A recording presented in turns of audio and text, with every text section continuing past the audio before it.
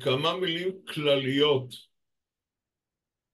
אה, למצגת קראתי ארמניה, ארץ היופי והעצב. ארמניה היא ארץ יפהפייה, ואני הבאתי רק מעט מהיופי הזה במצגת, אבל בארמניה קשה לראות אנשים מחייכים. הוא הולך למצגת? סליחה, חבר'ה, בכולם עכשיו בבקשה לכבות את הרמקולים, unmute, נפתח אותם בסוף ההרצאה לשאלות, בסדר? אני מבקש מכולם לעשות unmute, סליחה, mute, לא unmute, לכבות את הרמקולים, ואני יכול להמשיך, אני מקווה. אז אני ממשיך. אמרתי, בארמניה בקושי רואים אנשים מחייכים. לא במקרה, הסיפור של הארמנים הוא טרגי. אני לא אתן לכם הרצאה על כל ההיסטוריה הארמנית העצובה והקשה. חלקו הראשון של הערב הזה יוקדש באמת ליופי. החלק השני יוקדש לעצם רק באספקטים של המאה ה-20 והמאה ה-21. היינו דברים שהראו, האחרון שבהם ממש לפני פחות משנה. ונוכל לנסות להבין מדוע יש כל כך הרבה עצם. אז בואו נפתח. זוהי ארמניה של ימינו, ואני מבין שמה של ימינו. אתם רואים שהיא מוקפת על ידי מדינות נוספות, גיאורגיה, אזרבייג'אן. שמעון, לא העברת לדף הבא, זה עדיין על הדף הראשון. אז זה יכול להיות, אני רואה את הדף הבא מול עיניי. רק שנייה, אני לא מבין לא ככה. עבר דף. כי אני רואה את הדף השני. לא עבר. אנחנו לא רואים את זה במוד הבנתי. מצגת. לחץ בחיצים של המקשים למטה. מה זה שייך? לא, ואז תוכל לעבור לדף הבא. עברתי לדף הבא, אתם לא רואים את זה. אנחנו לא. אני אעלה את המצגת מחדש. אני רואה שיש לי בעיה. אז חבר'ה, אנחנו פשוט... אני מכבה ומעלה מחדש. שמעון, כשאתה עושה share screen, יש לך שורה של חלונות. ואחד החלונות זה בדרך כלל למעלה מצד שמאל, זה כפתור כחול שכתוב עליו share screen, או רק share, או רק screen. אתה קודם כל לוחץ עליו, ורק אחר כך אתה בוחר את אבל המצגת. בינתיים נעלמה לי המצגת מהלוח הכללי. עכשיו, תעשה את זה בסדר הזה, ואז יהיה לך, רק ככה זה יהיה לך בצורה של מצגת מלאה. בוא נראה, אוקיי. עכשיו בכלל הלכתי לאיבוד. אני יודע, שנייה, ברשותכם, אני אעלה את המצגת מחדש. אוקיי. עכשיו, share screen. אתם רואים את המצגת? כן. אני עכשיו פותח אותה. אבל אני לא רואה. מה? כן. טוב, זה הלכה לאיבוד. אתם רואים אותה או לא? כן, רואים. מצוין, שמעון. ועכשיו שהעברתי, אתם רואים? כן. רואים מפה. כן, יש מפה. אז אנחנו מתחילים. יאללה. אני שב ואומר, ארמניה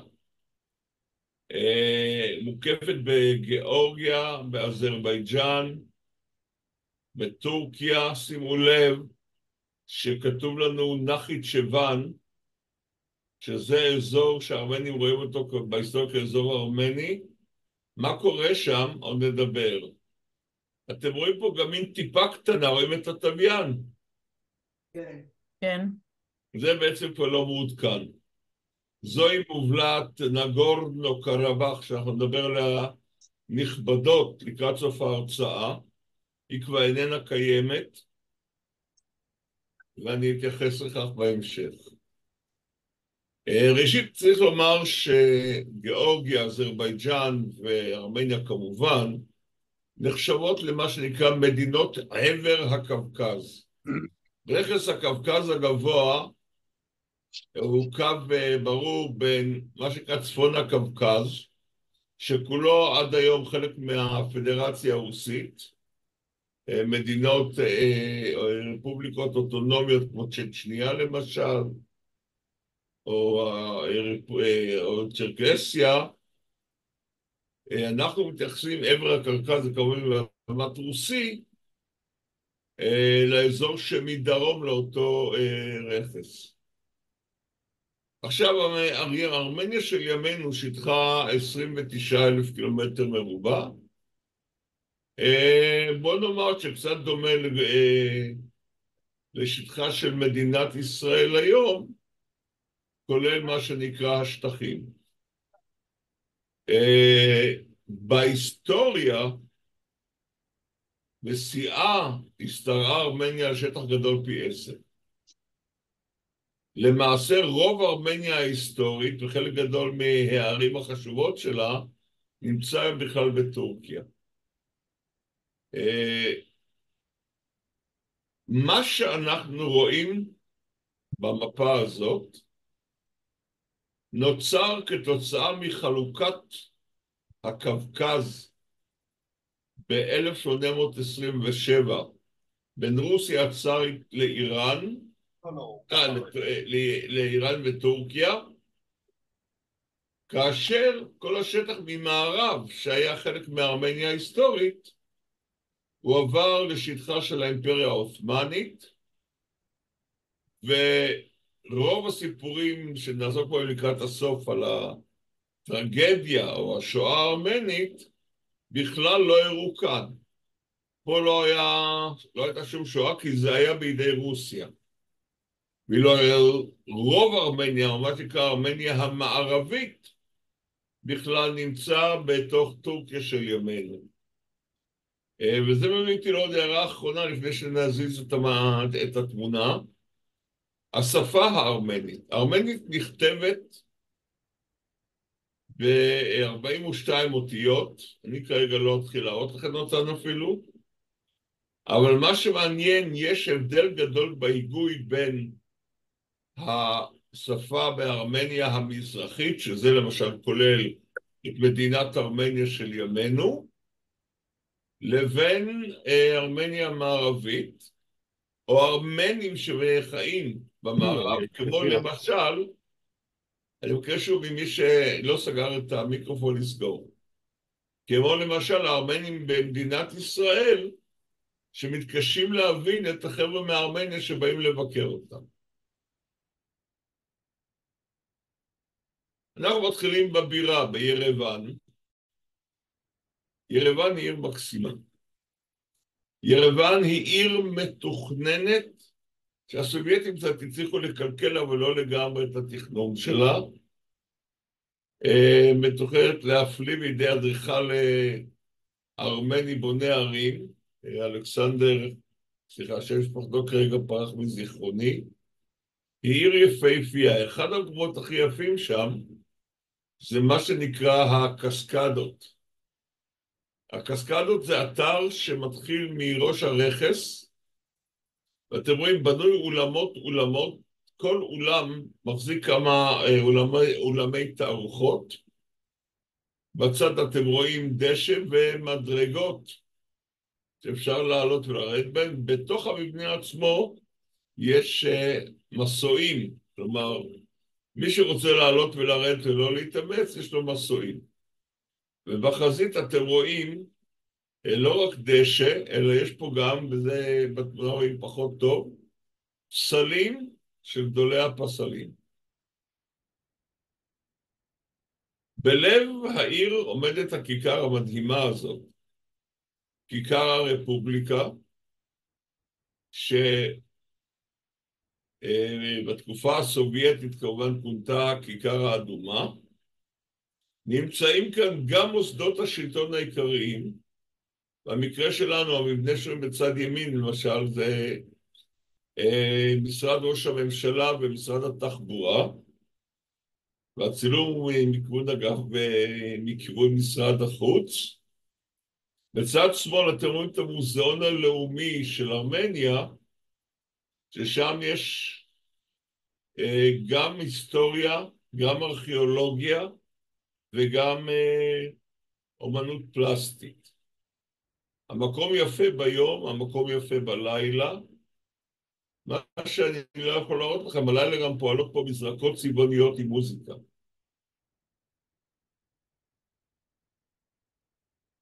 פה יש לכם מבט מירוון, מאותה גבעה שקודם ראינו ממנה את הקסקדות. ברקע אתם רואים את הר ערערת, אני מיד אומר כמה מילים על הערערת. מה שאתם רואים בחזית, המבנה המעוגל הזה, זה בית האופרה של ירוון,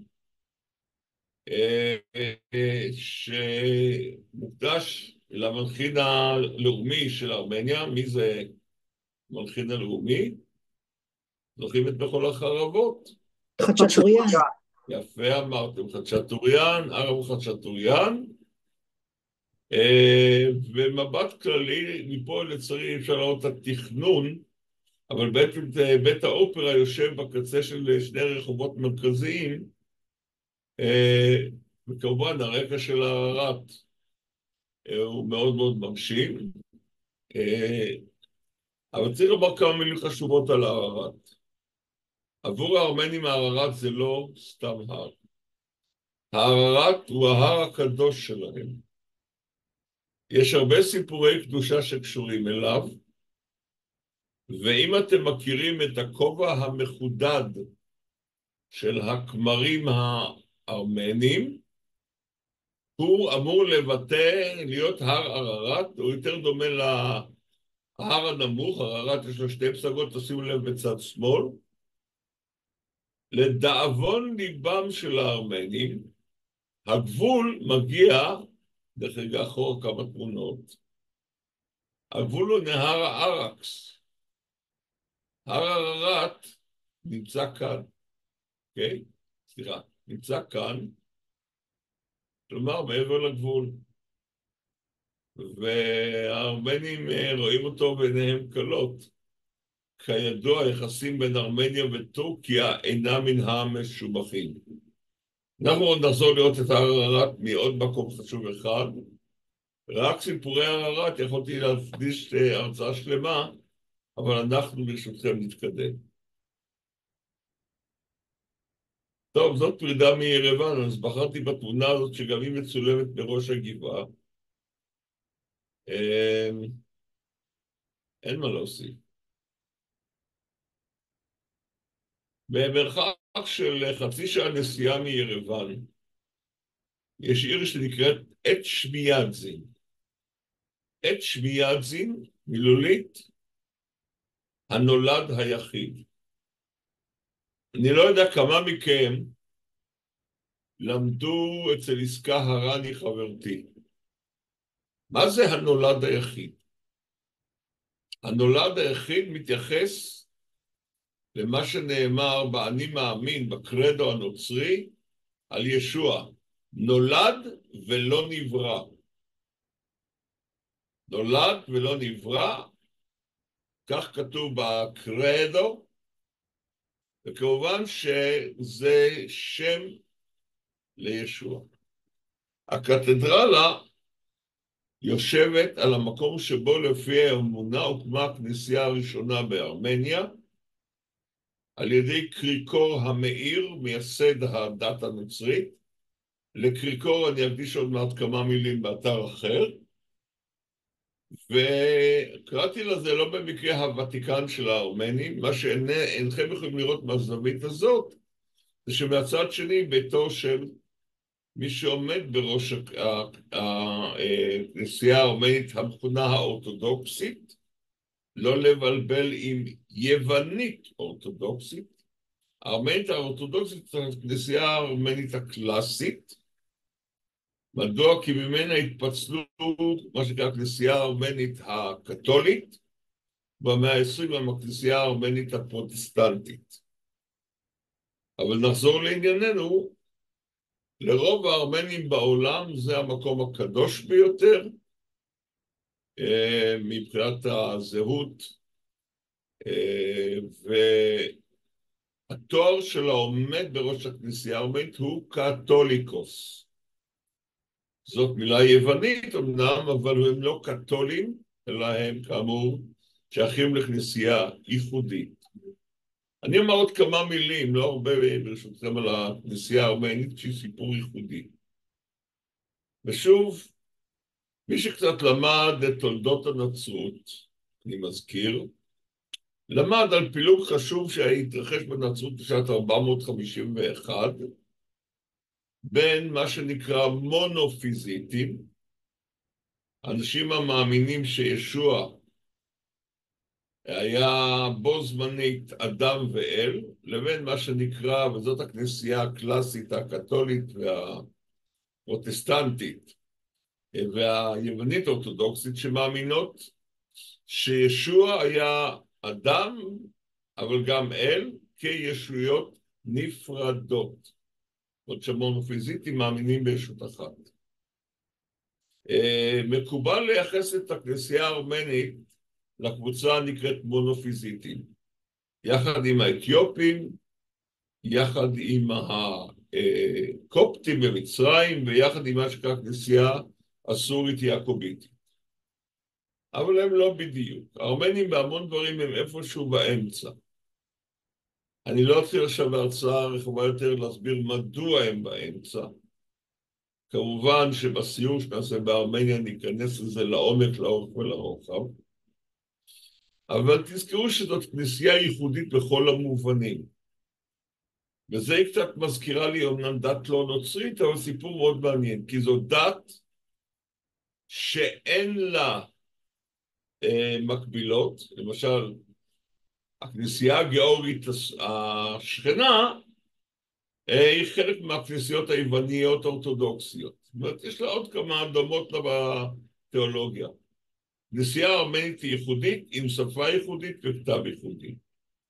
אם אתם מכירים עוד דת במרחב המזרח תיכוני, שהיא ייחודית, שיש לה שפה ייחודית וכתב ייחודי ישראל, אז אני מניח שאתם מבינים מדוע אני טוען, יש לזה סיבות נוספות, כמובן לדמיון לא מועט בין הארמנים לעם היהודי. אנחנו מתחילים לצאת מירוון, רואים כאן מנזר למרגלות הרערת, הוא נקרא חור ורב, וחור כפשוטו, כי לפי האמונה הארמנית, כאן מתחיל סיפור הדת הארמנית. קריקור המאיר, קריקור זה כמו גרגוריוס, גרגורי, קריקור המאיר נזרק על ידי המלך הארמני לחור. תאמינו לי, זה חור, אני ירדתי למטה בסולם, מי שמכיר את ממדיי, בקושי ירדתי, אבל גם ירדתי וגם עליתי. בור אפל, הוא היה אמור למות מרעב, אבל אישה טובה העבירה לו כל יום דרך חור קטן בקיר את הלחם הארמני הייחודי שנקרא לבש. הלבש זה פשוט משהו שהוא בעובי של סף של נייר. וככה 15 שנה הוא שרד, ויום אחד המלך הוכה בזאבת, וכל הרופאים לא הצליחו לרפא אותו. השנה היא 303, ואז אחות המלך, שהיא כנראה האישה שהכילה את קריקור, אמרה לו שקריקור בחיים, ושהוא יבקש שהוא יתפלל עליו. וקריקור התפלל על המלך, וראה איזה פלא. המלך החלים,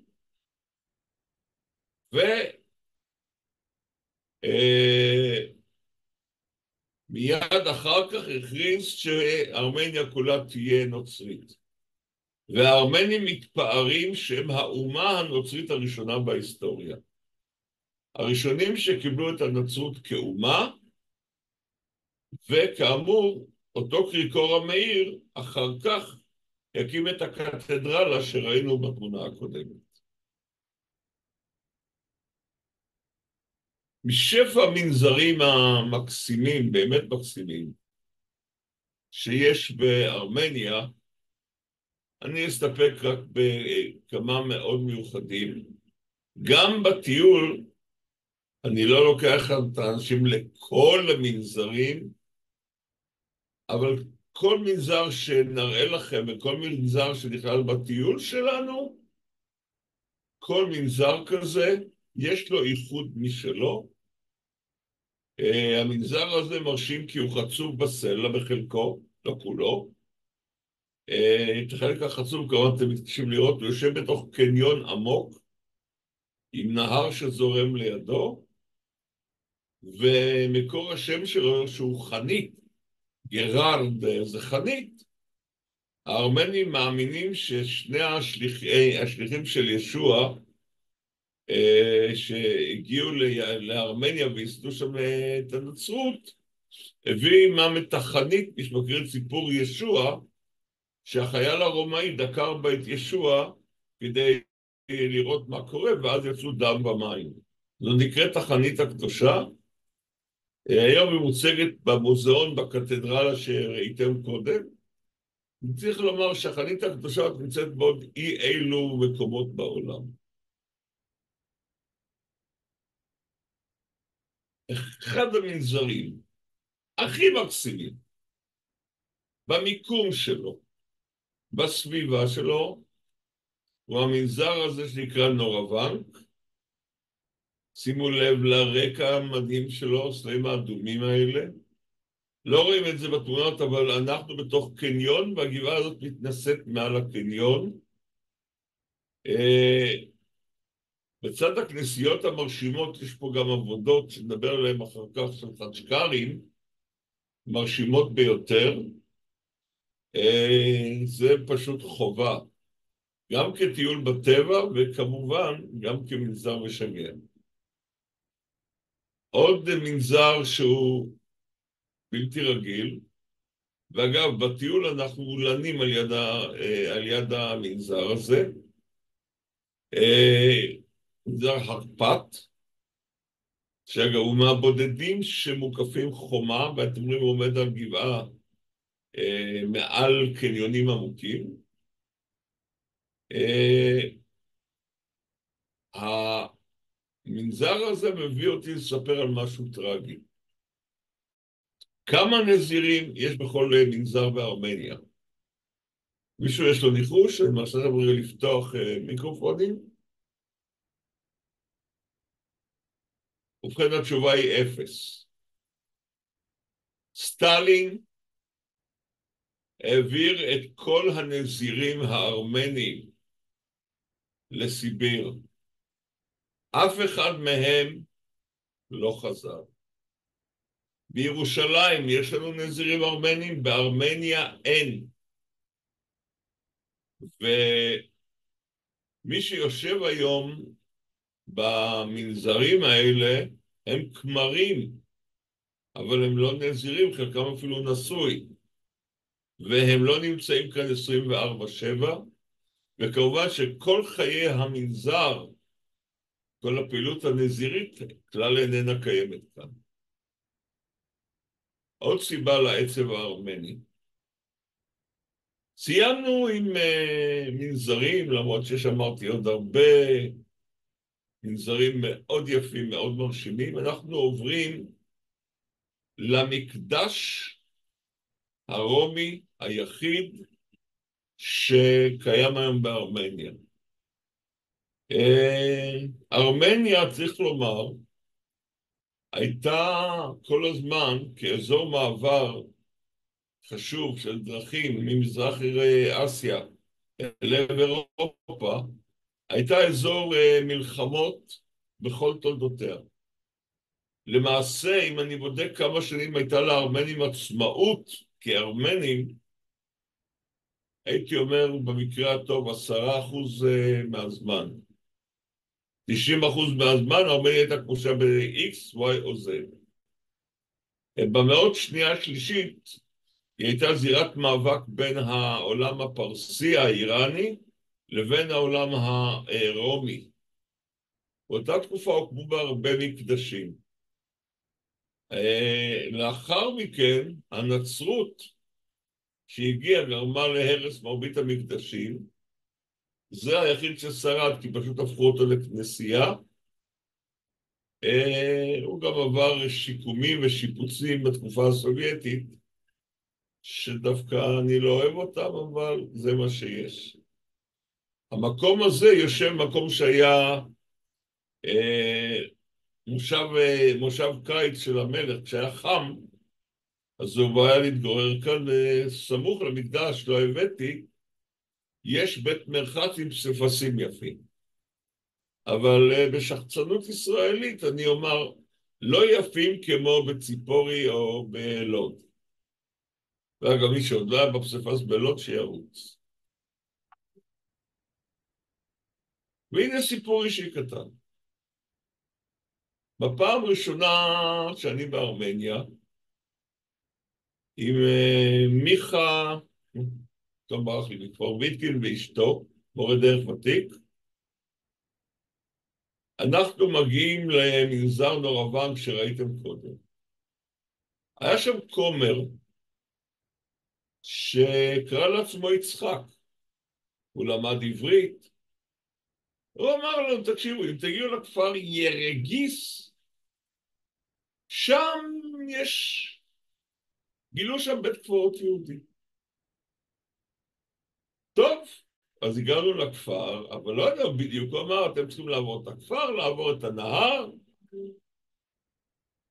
עברנו את הנהר, טיפסנו לתוך יער ועשבייה. אנחנו מחפשים. חצי שעה לא מוצאים כלום. ואוקיי, צריך לזוז, אני אומר לכם, סליחה, אני צריך רגע לפנות הצידה, אתם ודאי מנחשים לאיזה צורך. ואז פניתי הצידה, פתאום רגלי נגפה במשהו גדול וכבד. הסתכלתי ותראו מה אני רואה. רואים את האותיות העבריות. מדהים. כן. עכשיו, תכף אני אגיד, היום זה לא המצב. אבל בקיצור, ככה מצאנו את בית הקברות. טוב, לא אנחנו גילינו אותו. ב-2009, מישהו מהכפר ראה אותיות מוזרות, העביר את זה לכומר. הכומר הבין שזה לא יוונית ולא לטינית, בטח לא ארמנית. העביר את זה לאוניברסיטה בירוון, שם זיהו של אותיות עבריות, והעבירו את זה לפרופסור מייקל סטון, שהיה אז ראש תוכנית ארמניה באוניברסיטה העברית, ומייקל סטון העביר את זה הלאה, ונעשו פה חפירות ארכיאולוגיות, וב-2014 קהילה יהודית בארצות הברית לקחה על עצמה לטפל במקום. אתם רואים שיש היום שער כחול וחומה ששומרת על המקום, ויש צוות קטן מהכפר שמקבל משכורת אותה קהילה ותפקידו לשמור על המקום הזה.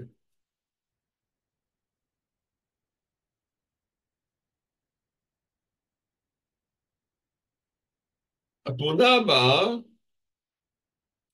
אם אני רגע הולך אחורה הרבה, עד המפה,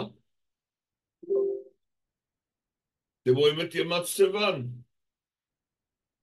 זה הימה המתוקה היחידה בארמניה, והיא תופסת 5% משטחה של ארמניה.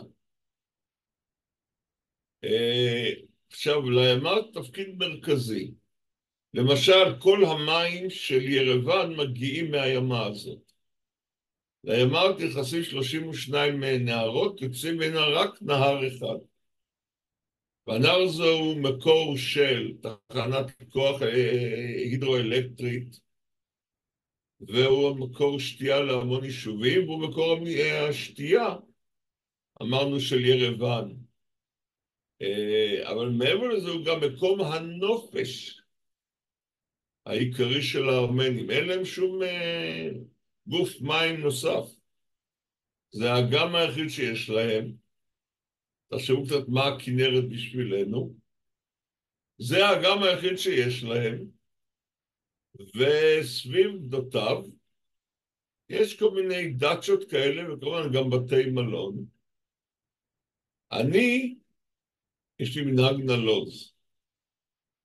אם אנחנו מצליחים לישון במלון סמוך לאגם, אני מאיר בעוד חשיכה את מי שרוצה בכך מן המטיילים, לא את כולם, ואנחנו מטפסים, יש גבעה ועליה מנזר שצופה על האגם, ורואים את הזריחה.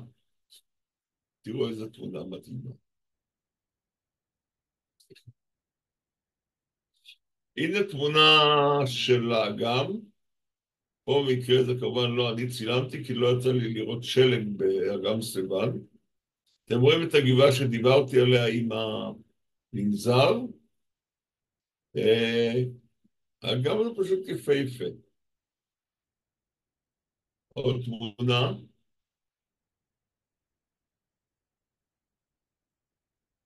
ואני אומר עכשיו לנקודה מאוד מעניינת.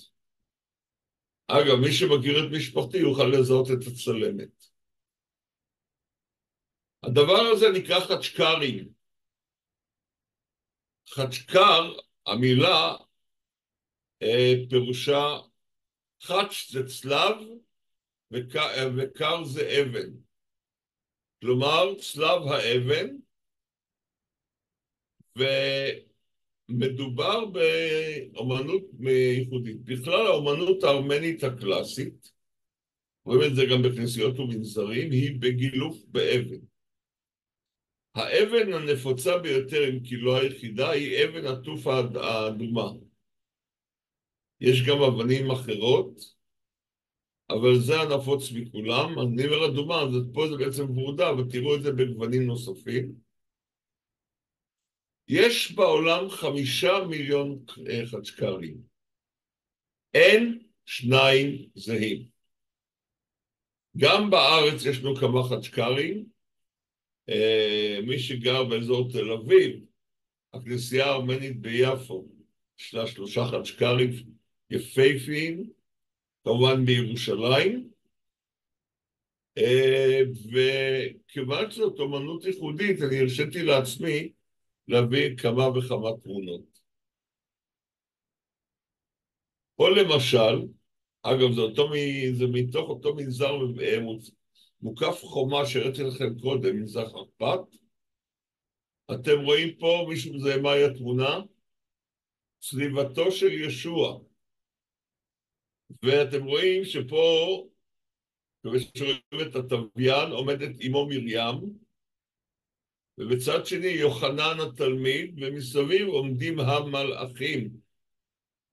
זה חצ'קר מאוד מפורסם, עכשיו לאחד היפים ביותר. פה עוד כמה חצ'קרים נוספים. למשל, תראו פה עוד חצ'קר של הצליבה.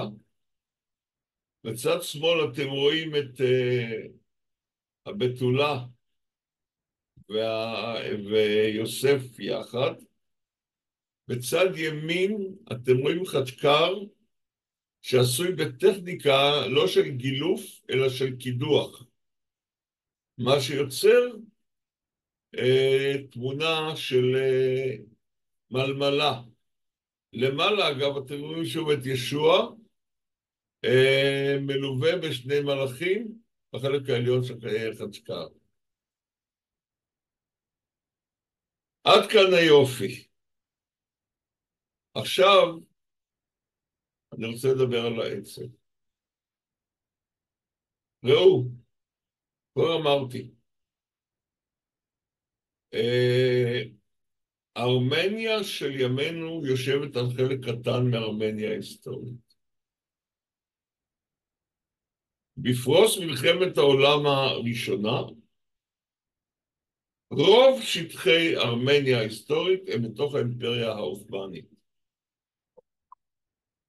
עכשיו צריך להגיד שעד אמצע המאה ה-19 הארמנים חיו מהאימפריה העות'מאנית כמו היהודים. לא היו בעיות מיוחדות. לקראת סוף המאה ה-19, מימי הסולטן עבד אל-חמיד השני, כשהסולטן היה צריך שעיר לעזאזל לכישלונותיו, הוא שיסה את אנשיו בארמנים כבר בשנים 1800 1894-1896,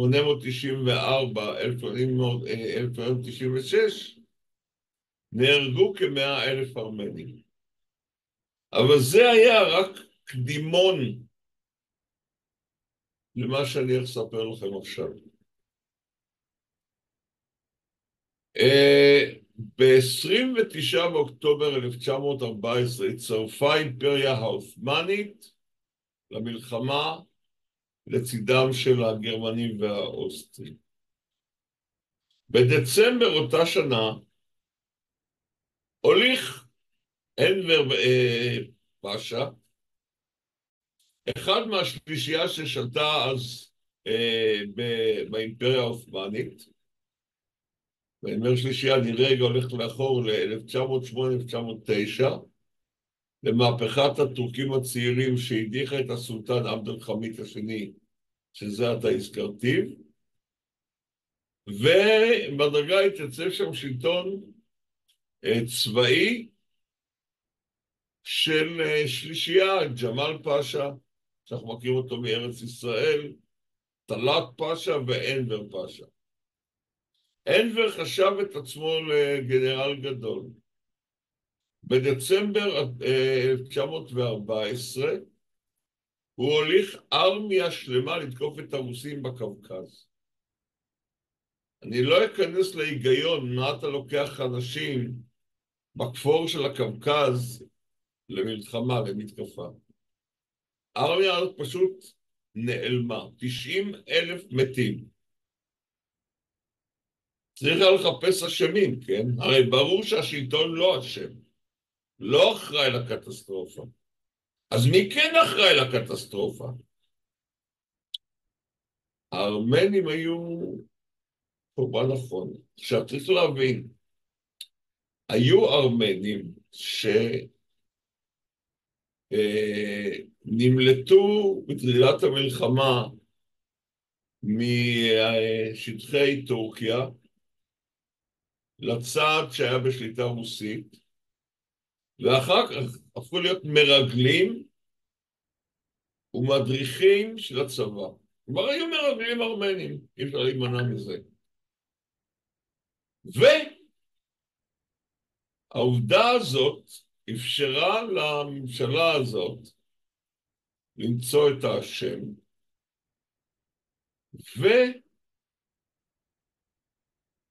ב-24 באפריל 1915 נאסרו מיטב האנשים של הארמנים. סופרים, משוררים, מדענים, כמרים, והוצאו להורג. עד היום, 24 באפריל, הוא יום האבל של הארמנים על האסון הנורא.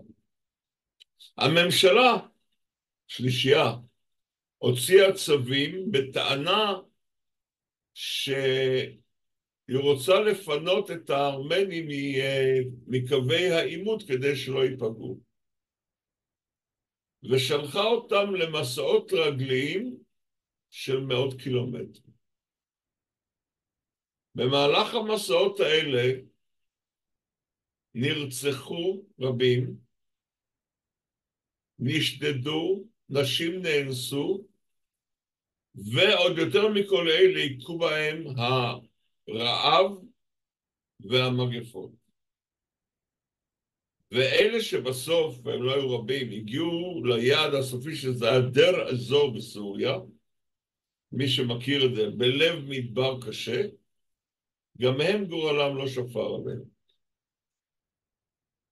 הארמנים טוענים שלא פחות מ1.5 מיליון ארמנים נטבחו אז. טורקיה המודרנית מתכחשת בכלל, היא אומרת, היו אירועים מקומיים בין ארמנים לבין טורקים, וצריך אגב להגיד שכשהרוסים באמת כבשו חלק מהשטח של טורקיה, אז הארמנים עשו גם הם מעשי טבח באוכלוסייה המקומית. המקום הזה קטן ביחס למה שנעשה בהם. מהמוזיאון הארמני לשואה שהושפע אגב מאוד מיד ושם, הבאתי מספר תצלומים.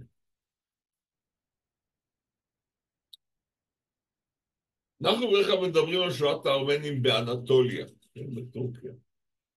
רבותיי, זה מצולם בחיפה, על יד החומות שנעלמו בינתיים. אוקיי? תמונות כאלה לא, יכולתי להביא כמובן רבות, אבל הבאתי דווקא את אלה כדי להראות לכם שגם לארץ ישראל הגיע הטרור הזה. זה קבר אחים שהתגלה אחרי המלחמה. זה לא התמונה הכי נוראית שמצאתי, אבל אני החלטתי להסתפק גם בזה. לפני שאני מדבר קצת על אתר ההנצחה, אני רוצה לספר לכם משהו שלא יודעים אותו. אחד המקורות הראשונים שדיווחו למערב על הטבח היה אהרון אהרונסון.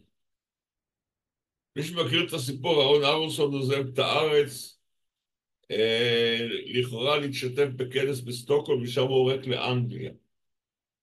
אבל הוא מביא את סיפורה של אחותו, שרה אהרונסון. שרה אהרונסון, כשפורצת המלחמה, גרה באיסטנבול, נשואה מאוד לא באושר. היא מחליטה לעזוב באמצע המלחמה ולחזור ארצה. היא נוסעת ברכבות עד דמשק. בדרך, בתחנות, היא רואה מראות זוועה.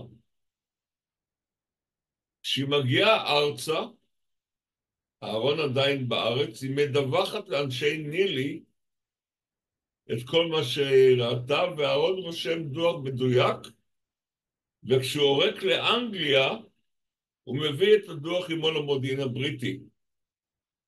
אפשר אגב עד היום למצוא את הדוח הזה, אם נכנסים למסמכים של השואה הארמנית באנגלית. מי שאחר כך התריע באמת על האסון הזה, היה שגריר ארצות הברית באיסטנבול, הנרי מורגנטאו האב. והוא התריע, אבל הוא התריע. גם חלק מאנשי הצבא הגרמני שהיו מוצבים באנטוליה הזדעזעו מהעניין, אבל משרד החוץ הגרמני העביר לאימפריה העות'מאנית מה שאני קורא מחאה רפה. אי אפשר להגיד שהעולם לא ידע. לא מיד, אבל הידיעות הגיעו כשהטבח היה בעיצומו.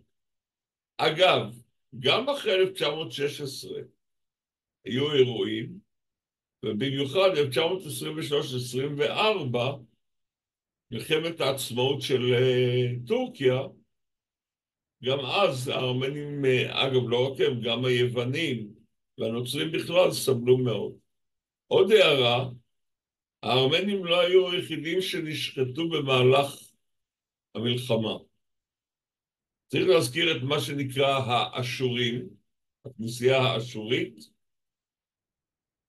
מאות אלפי אשורים נרצחו, יוונים נרצחו, וגם יזידים, שהם בכלל לא נוצרים, נרצחו באותה תקופה. עכשיו, עד 1967, לא הורשו הארמנים בכלל להזכיר שהיה אסון. ב-1967, הקתוליקוס הארמני הצליח לשכנע את חושצ'וב להקים איזושהי אנדרטה צנועה על יד הקתדרלה בעת שמיאזין.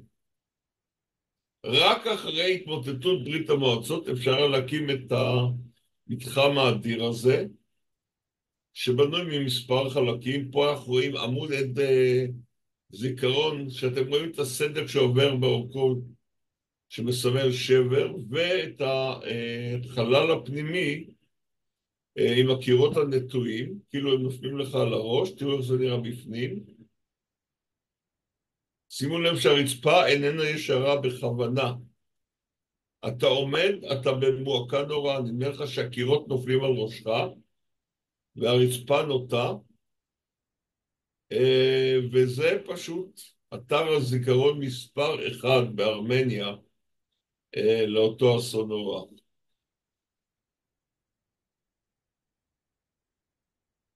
אם זה לא הספיק לארמנים, ב-1988, באוקטובר, רעדה האדמה בצפון מערב ארמניה.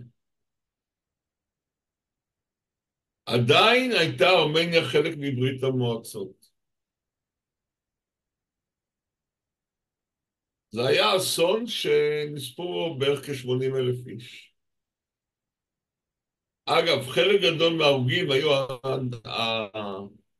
רעידת האדמה הייתה ב-11:40 בבוקר. וחלק גדול מההרוגים היו ילדים וחולים. מדוע? מפני שהבנייה הסובייטית הייתה מאוד רעועה. רעידת אדמה הייתה די חזקה, 7.1 בסולם ריכטר. אבל עדיין היא לא הייתה אמורה לגרום לקטסטרופה כזאת אם הבנייה הייתה נעשית כראוי. גומרי, העיר השנייה בגודלה בארמניה, נחרבה כליל כמעט, אתה רואה בה רק מעט בתים מהתקופה ההיא.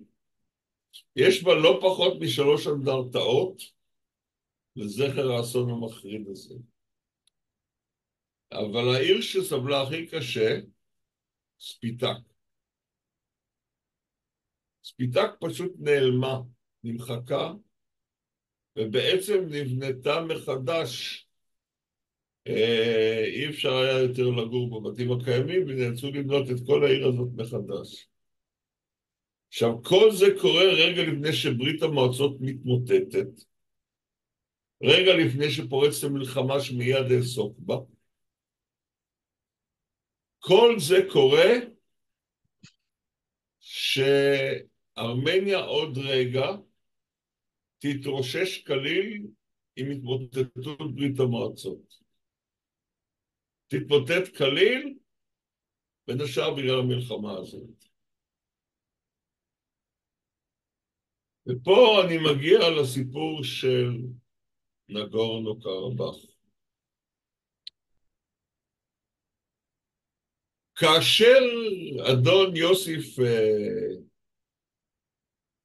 ג'וגשווילי, המכונה בשם סטלין, ב-1924 מחלק את רוסיה הצארית שהפכה להיות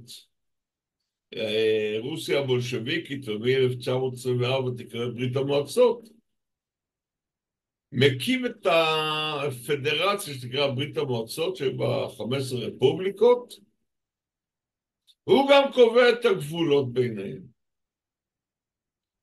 ופה אנחנו רואים דבר מאוד מעניין. עד 1918 חיו ארמנים ואזרים וגיאורגים באופן מעורבב לגמרי. בטביליסי חיו יותר ארמנים מאשר בירוון. בירוון חיו יותר אזרים מאשר בבקו. בקו, שנהייתה כבר עיר חשובה מאוד כי התגלה בנפט, הייתה מעורבת לגמרי, עד 1918 חיו כולם ואין פוצה פה ומצפצף. ההתמוטטות של רוסיה הצארית וחלומות העצמאות של כל אחת ואחת מהמדינות הללו, ההתמוטטות הזאת גרמה לכך שהתחילו מאבקים בין שלושת העמים, כאשר מעשי טבח הדדיים מתרחשים בין ארמנים לאזרים ובין אזרים לארמנים. ומכאן נולדה שנאה קשה, כשהבולשביקים כבשו את האזור הזה, את אזרבייג'אן כבר ב-1920, וכך גם את גיאורגיה, ארמניה רק עבור שנה, הם עשו לכאורה סדר. אבל פה סטלין עשה תרגיל מאוד מעניין. סמוך לגבולות של ארמניה שהוא קבע, הייתה קהילה ארמנית גדולה, אבל סביבה ישבו אזרים. הוא קבע שהאזור הזה כולו יהיה חלק מאזרבייג'אן, אבל לארמנים שבתוכו תהיה אוטונומיה. זה תמיד היה רגיש. אבל כל ברית המועצות הייתה קיימת, לא הייתה בעיה, כי הרי ממילא כל הגבולות האלה היו פיקציה. אבל ב-1991 ברית המועצות מתמוטטת, נעלמת, ועוד 3 שנים קודם לכן, השלטון המרכזי התרופף לגמרי. ואז הסיפור הזה מתחיל בטבח גדול בארמנים שהיה בעיר לא רחוק מבקו שנקראת סוגאית, ובעקבות זאת, יד איש באחיו, השלטון הסובייטי לא מצליח לעשות סדר. וכשברית המועצות מתמוטטת, בוודאי ובוודאי אין יותר סדר. ואני לא אכנס לכל הפרטים של המלחמות האלה, זה מיותר בעיניי, אני רק רוצה לצייר את התמונה הכללית. המלחמה הראשונה משתוללת בין 1988 ל-1994. אוקיי? שימו לב אגב למפה, נגורנו קרבאח מסומנת פה בקו מקווקו, רק תראו מה גודלה של המובלעת הזאת. קצת יותר מגוש דן מורחב, לא הרבה יותר מזה. ואז, זה דבר מדהים. אחרי קרבות, אני כרגע לא אפרט את המלחמה, 1994, בתיווך רוסי, האזרים מובסים. ואז שימו לב, בצבע חום, אני מצביע עליו עם התוויין, זו המובלעת המקורית, הארמנים כובשים שטח נרחב בצבע כתום בהיר, שטח נרחב, ויוצרים כרצף טריטוריאלי בין המובלעת לארמניה. ומודיעים על הקמת הרפובליקה העצמאית של ארצח. ארצח זה השם הארמני לנגורנו קרבאח. כמובן שאף אחד בעולם לא הכיר ברפובליקה חוץ מארמניה, וכל צורכי המדינה לכאורה הזאת הגיעו מתוך ארמניה. מאז, מ-1994, העסק לא נרגע. אני רואה שהייתה לי פה טעות הקלדה, זה 800,000 לא זרים אלא אזרים. פשוט א' נשמתה לי ולא שמתי לב. אנחנו נתקן את זה. גם כתוב לי הארמים, כמובן צריך להיות הארמנים. אין מה לעשות, אני מתנצל. יש לך כנראה תיקון אוטומטי. מה? בסדר, לא עכשיו, נעשה את זה כשאני אסיים. בכל אופן, מה שאני רוצה לומר, השנאה שהתפתחה שם הייתה איומה. הייתי פעם ראשונה בחיי באזרבייג'אן ב-2008.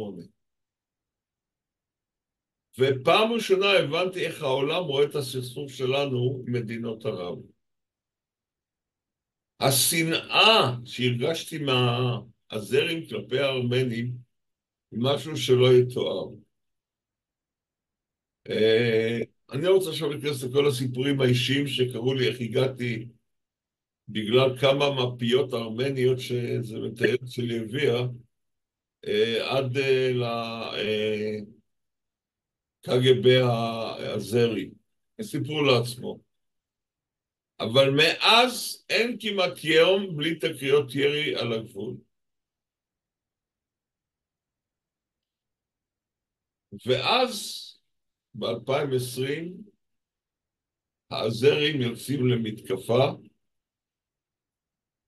צריך לומר, למתקפה שהם נעזרים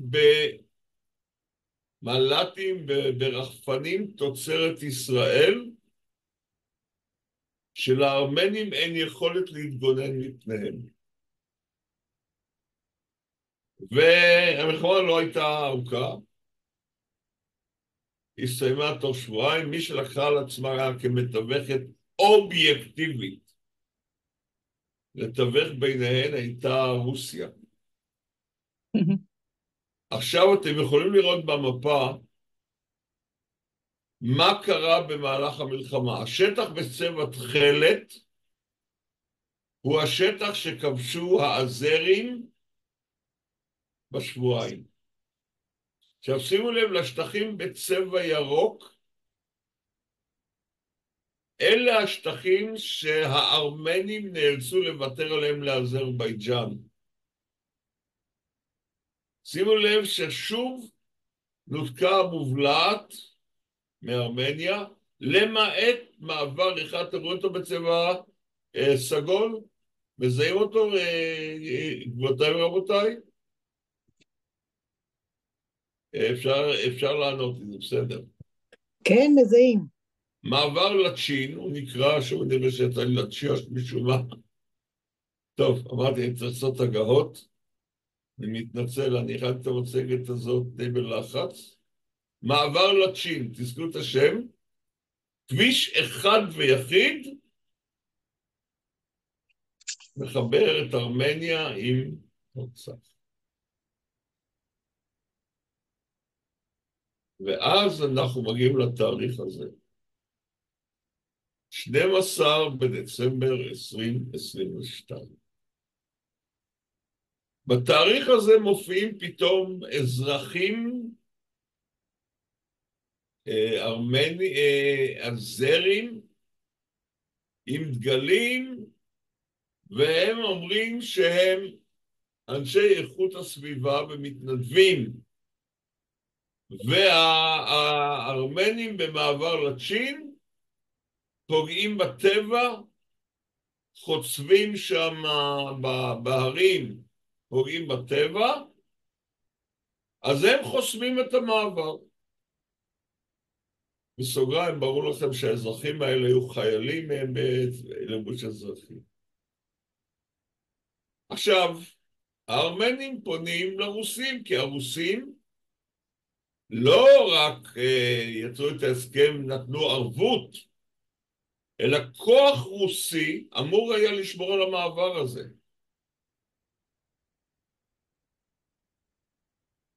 אבל 12 בדצמבר 2022, רוסיה עמוק במלחמה נגד אוקראינה. וזה ממש לא מעניין את אדון פוטין. הוא אוסף את החיילים שהיו שם ושמרו על המעבר, עוד קודם לכן. מגייס אותם למלחמה באוקראינה. אין חיילים רוסים. אוקיי? ואז אני מכתב פה סיפור ארוך, לאט לאט המקום מתמלא, המעבר נחסם טוטלית.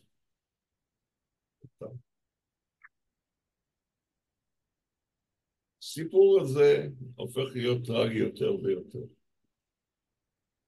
כיוון שמקור החיות היחיד של אותה רפובליקה של ארצח הייתה ארמניה, והמעבר היחיד מארמניה לרפובליקה, לארצח, לנגורנו קרבאח,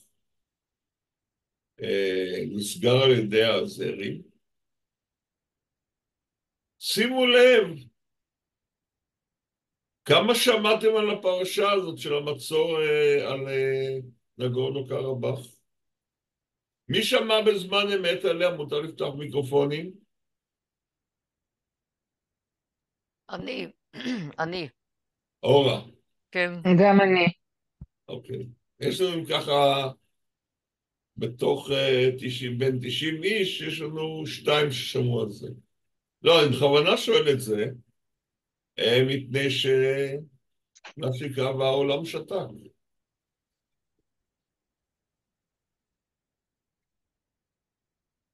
ואז, שימו לב לתאריך, שבועיים לפני מה שאנחנו היינו עתידים לעבור, אמרתם, עוד לא חלפה שנה.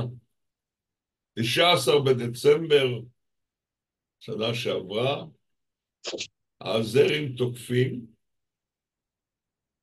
אני אוסיף משהו שלא הכנסתי למצגת. אתם תוכלו למצוא אותו אם תחפשו בקלות במרשתת.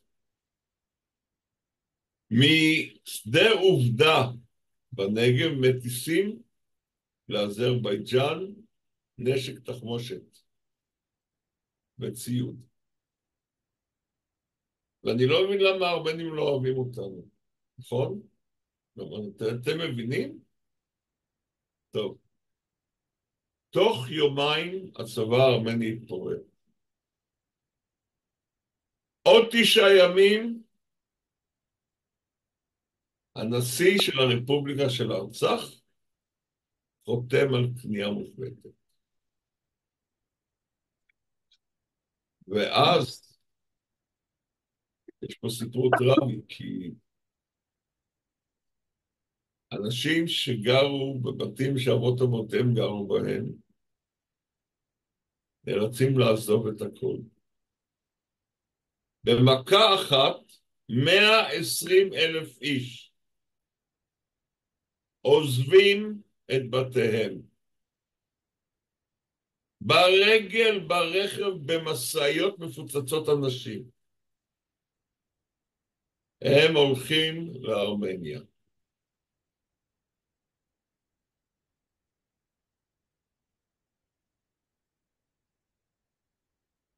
טוב, אני לא יכול לגמור את ההרצאה שלי עם סיפורים נוראים כאלה. אז אנחנו מתקרבים לסיור, אני בכל זאת רוצה לעשות עוד משהו יפה.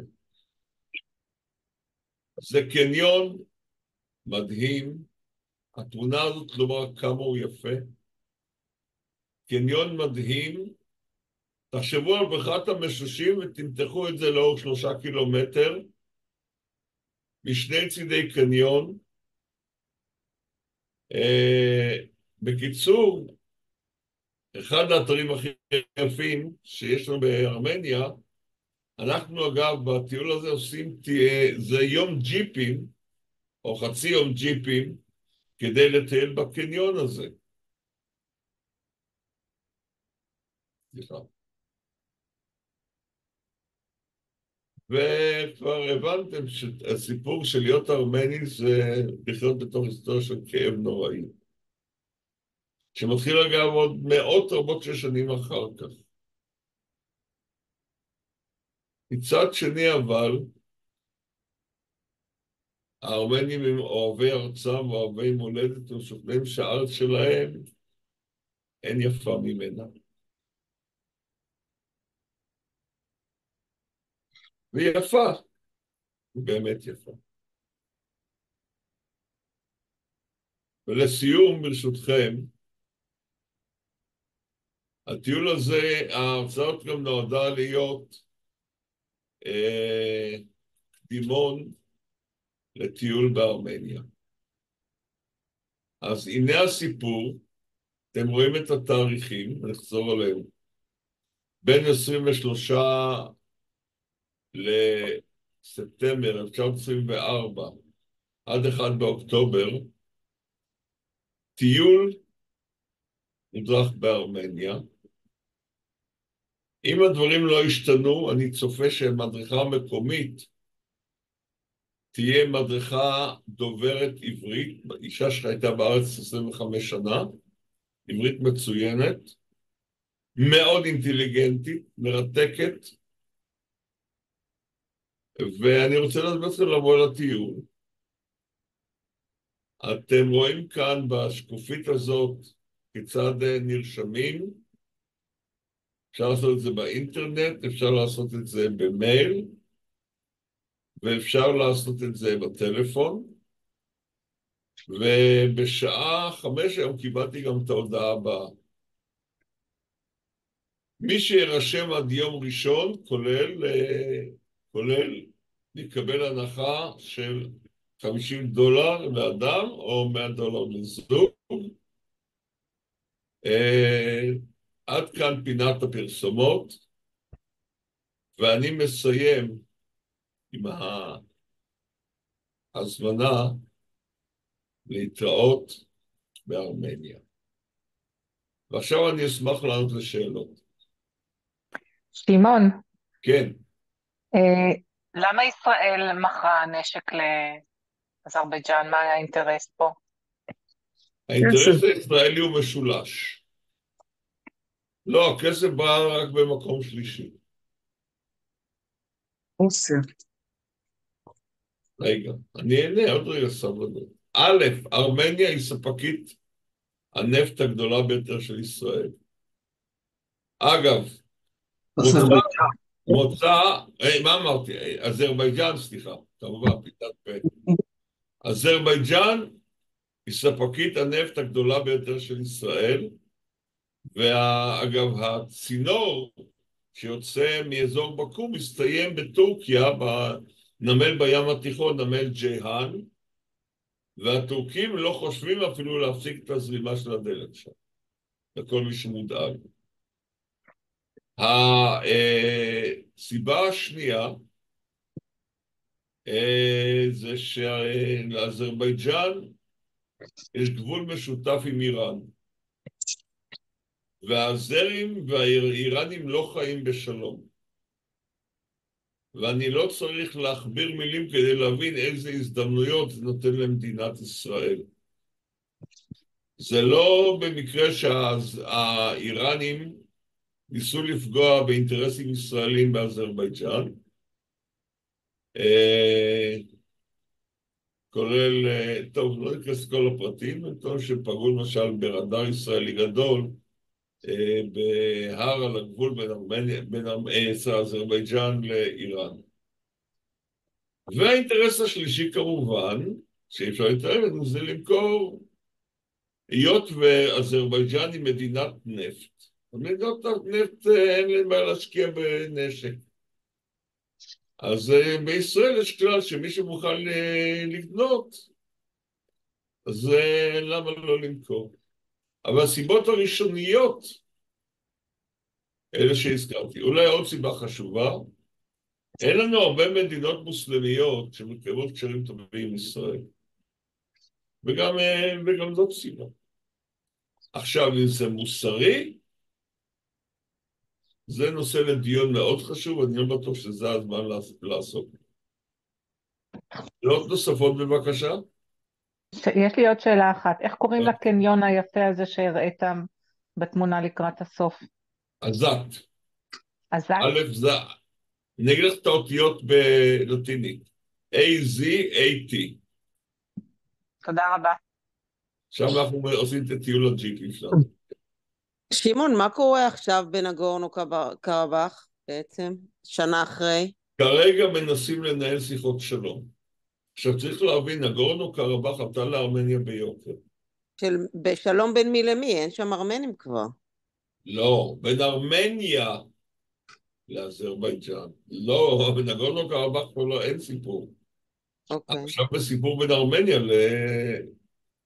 אני צריך להבין, עוד פעם, הסיפור של נגורנו קרבאח עלה לארמנים ביוקר רב. ראשית, ספקית האנרגיה העיקרית שלה הייתה כמובן בימי ברית המועצות, אזרבייג'אן. התחילה המלחמה, האזרים קטעו את אספקת הדלק והגז לארמניה, וארמניה עברה כמה חורפים מאוד מאוד קפואים. היום מי שמספק את נפט לארמניה זאת איראן. ואל נתפלא שבין האיראנים לארמנים יש יחסים טובים. אוקיי? כי איראן היא ספקית חשובה של נפט לארמנים אין נפט שלהם? לא, לא טיפה אחת.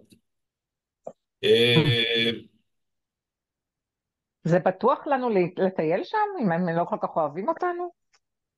כן, התשובה היא כן, תראי, אני בעצם לא מצאתי עד היום ארמני אחד מכל אלה שפגשתי, שדיבר אליי בשנאה או בכעס, כמו שאתה רואה באירופה של ימין.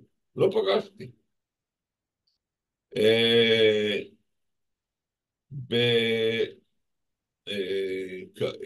בירוון יש מצבת זיכרון לשואת העם היהודי. כתובה בשלוש שפות, עברית, אנגלית וארמנית. אני לא מכיר מצבה בישראל כזיכרון למה שעברו הארמנים. אז כן, אני לא רואה היום, הם ברור שהם לא אוהבים את זה, וברור שהם עשויים להטיח בנו, איך אתם עזרתם לאויבינו. אבל מעבר לזה, בוודאי שלא. אם את שואלת אותי, לטייל היום בפריז או אמסטרדם זה יותר מסוכן מאשר בארמניה. במובן הזה אני מתכוון. כן, נכבדותיי ונכבדיי, אם יש עוד שאלות, אשמח. שמעון, אתה שופע ידע ואתה מדריך מעולה, ומי שיבוא איתך, ייהנה. אני זה בטוח. מוכרחה להוסיף משהו. אני לעשות. טיילתי עם שמעון את הטיול הזה בארמניה וגם באזרבייג'אן. אתם הולכים לעבור חוויה בלתי רגילה, יוצאת מן הכלל. תודה רבה. ולגבי התקלות, לפעמים המחשב לא מכיר מילה והמחשב מתקן לך את המילה מה שהוא חושב. כן, יכול להיות. יכול להיות שזאת הבעיה. בכל מקרה אני אעשה את זה שוב הגעה.